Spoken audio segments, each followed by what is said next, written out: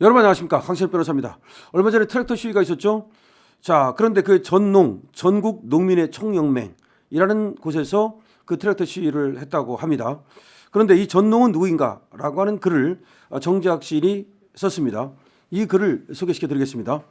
탄핵 사태가 일어난 지금 농기계를 몰고 나타난 전농이라는 단체를 피해자는 익히 잘 알고 있다.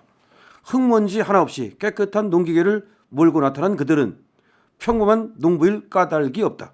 그들은 농민 속에 파고든 공산혁명을 위한 농민을 가장한 공산활동가들이었다. 전농의 역사는 해방 직후로 거슬러 올라간다. 남노당은 1945년 12월 8일 전농을 결성한다. 이때 전농은 남노당 소속으로 공산당을 지지하는 농민단체였다. 그리고 남노당의 지시를 받으면서 온갖 폭동과 소요를 일으키는 저변이 되었다. 그러나 남노당이 정판사 우조집회 사건으로 인해 불법단체가 되면서 사라졌다가 여순반란 사건 때 순천 여수 지역을 중심으로 반짝 등장하기도 하였다. 이것이 전농의 본 모습이었고 정확히 말하면 농민으로 구성된 빨갱이들이었다. 그러다가 1990년 대한민국 사이에 민주화 바람이 불면서 슬며시 등장하였다. 무려 6.25 이후 40년이 지난 후에 등장이었다. 그리고 김영삼 시대의 세력을 불리고 마침내 김대중 시대로 접어들면서 그들은 남노당 시절 전농의 맥을 이을 것을 천명하였다. 그리고 노동자 중심의 전평, 현재 민노총과 더불어 공산혁명의 두 축을 이루었다. 전농의 정체는 그들의 조직 원칙에 적나라하게 드러난다. 1946년 전농은 결성대에서 다음과 같은 조직 원칙을 결정하였다. 첫째, 빈농을 중심으로 농민의 계급적 대중단체로 구성한다. 둘째, 농민조합의 강령을 승인하는 자로서 조직된다는 원칙을 기계적으로 인식하지 말고 봉건지주와 싸우며 또는 싸울 수 있는 농민은 모두 가입시켜 어디까지나 광범한 대중조직이 되어야 한다. 셋째, 독리, 분해를 기초조직으로 한다. 일곱째, 다른 진보적 계급층과 진보적 단체와 협동한다. 우리 조항을 유심히 살펴보면 봉건지주에 대한 계급투쟁과 진보라는 용어를 사용하고 있다. 그러므로 민주당을 중심으로 한 현 진보 세력의 뿌리가 여기에 있음을 짐작할 수 있다. 어디까지나 진보는 남노당 소속 빨갱이들의 집합이었고 지금은 민주당과 연결된 반국가단체의 총칭이었습니다. 부정할 수도 있겠지만 1946년 당시 그들의 활동을 보면 더욱 정체가 분명해진다. 전동은 3.7제 소장료 운동과 미군정의 양곡 수집령 반대 그리고 토지개혁 등을 주된 활동 내용으로 삼았다. 그중 가장 많이 전개하였던 운동은 미군정의 양곡 수집령 반대투쟁이었으며 일제와 공출제도와 같다고 하여 전면적인 싸움으로 전개하였다. 1946년 10월 추수폭동도 이러한 맥락에서 일어난 것이다. 반미 운동이었던 것이다. 그러므로 전농은 전평과 더불어 조선공산당의 대중조직 두 축이었으며 두 단체 모두 인민공화국을 지지하였으니 어디까지나 공산당 산하 조직이었던 것이다. 그러나 반미 활동으로 인한 미군정의 탄압으로 세력이 약화되었고 1947년 8월 31일 우익농민운동이 조직되고 이승만 대통령이 초대 총재였던 대한독립촉성농민총연맹의 전농 파괴 활동으로 조직이 쇠퇴하게 되었다가 6.25로 인해 완전히 사라졌던 것이다. 그 전농이 사라진 지 40년 만에 부활하여 1990년 우리 앞에 나타난 것이다.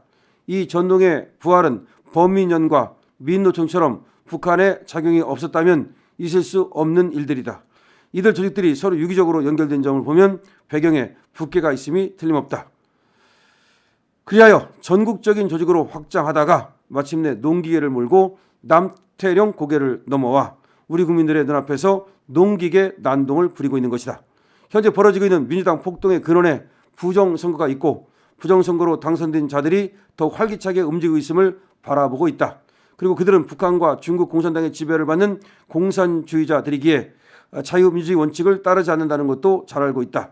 그리고 가을이면 값이 떨어진다 하여 배추밭을 갈아엎고 심지어 올해는 쌀값 올려달라며 변호를 갈아엎는 자들이 전농이었다. 농민들의 대정부 투쟁을 주도하고 있는 것이다. 전평, 즉 민노총 또한 김영삼과 김대중 시절 수많은 중소기업과 병원과 사업체를 임금 인상 파업을 통해 없애버렸다. 우리의 기업들이 해외로 빠져나가는 주된 이유가 여기에 있다. 국민들은 지난 시절 대한민국을 지배하던 그때 악몽을 오늘날 대통령 탄핵을 통해 다시 보고 있는 것이다. 따라서 6.25는 아직도 진행되고 있는 끝나지 않은 악몽이다.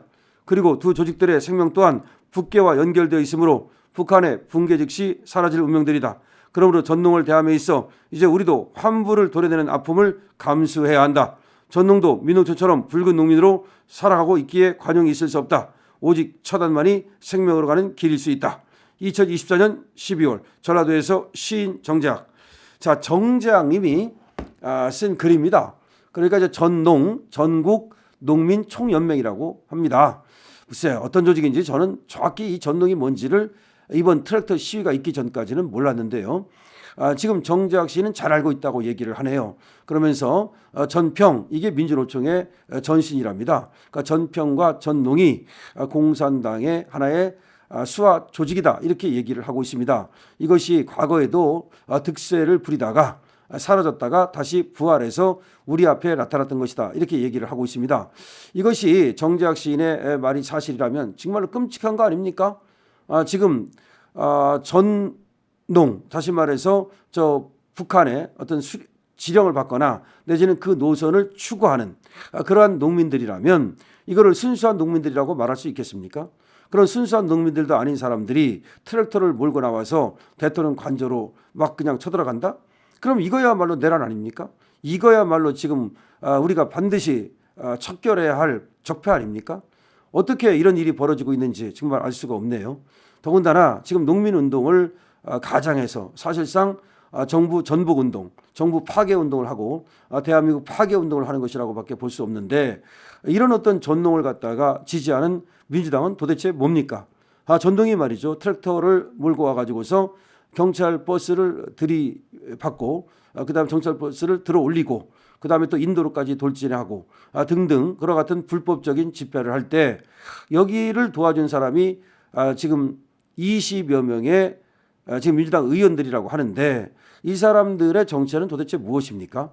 지금 국회에도 벌써 많은 간첩들이 여기를 갖다가 또아리를 틀고 차지하고 있다는 말도 있는데, 그것이 사실인 가능성이 높아지고 있다, 그런 얘기입니다. 지금 대한민국은 그렇다면 촛불 앞에 지금 바람 앞에 촛불이다. 바람 앞에 촛불이다. 풍전등화다. 언제 꺼질지 모르겠습니다. 대한민국 이렇게 버티고 있는 것이 용하다는 생각이 드는데요. 그나마 우리 자유우파 애국시민들이 있기에 버티고 있는 것 같습니다. 그런데 만약에 윤석열 대통령이 탄핵을 당한다면 누가 있어서 그야말로 구심점이 되고 저들의 공격을 막아낼 수 있겠습니까? 지금 정재학 전라도 시인께서 항상 뼈 때리는 이런 글을 많이 쓰고 그다음에 우리 자유우파 보수의 승리를 위해서 굉장히 노력을 많이 하고 계시는데, 이번에는 전농을 얘기하면서 본인이 전농에 대해서 잘 알고 있다.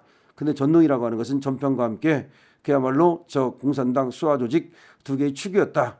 그런데 저게 이제 이승만 정권을 거치면서 미 군정을 거치면서 사라졌다가 다시 나타나가지고 또 이렇게 지금 난리를 떨고 있다, 이런 얘기입니다. 저것을 그대로 놔두면 안 된다, 이런 얘기인데요.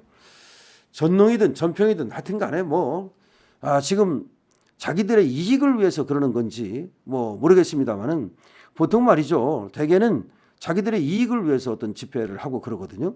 근데 전농이라는 조직은 트랙터를 저렇게 몰고 나올 수 있을 정도면, 더군다나 저 트랙터가 개인 소유가 아니라는 말이 있는데 북한에 주려고 하다가 대북제재에 걸려서 못 준 그런 트랙터라는 말이 있는데, 그럼 저걸 누가 관리하고 있었던 것인지, 저 소유권은 누구한테 있는지, 어떻게 저 사람들이 저걸 갖고 나올 수 있었는지, 이런 것들을 모두 수사해야 됩니다. 그래야만, 그리고 또 누가 이 시위를 주도한 것인지 이런 것들을 수사해 가지고 사법 처리하지 않는다면 앞으로 이제 트랙터가 아니라 말이죠, 더한 것을 끌고 나올 겁니다.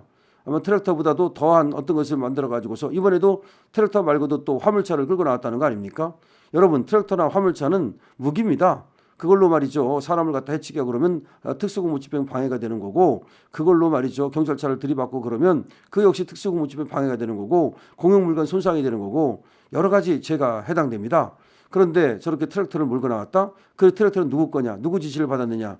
정말 지금 흙도 묻어 있지 않은 새 것이었다고 지금 얘기를 하고 있는데, 그렇다면 어디 창고에 있던 걸 갖고 나왔다는 얘기인데, 그런 것도 이제 밝혀가지고서 이 전농의 이번에 남태령에서의 그 폭동 시위, 이거에 대한 확실한 사법 처리가 있어야 될 겁니다.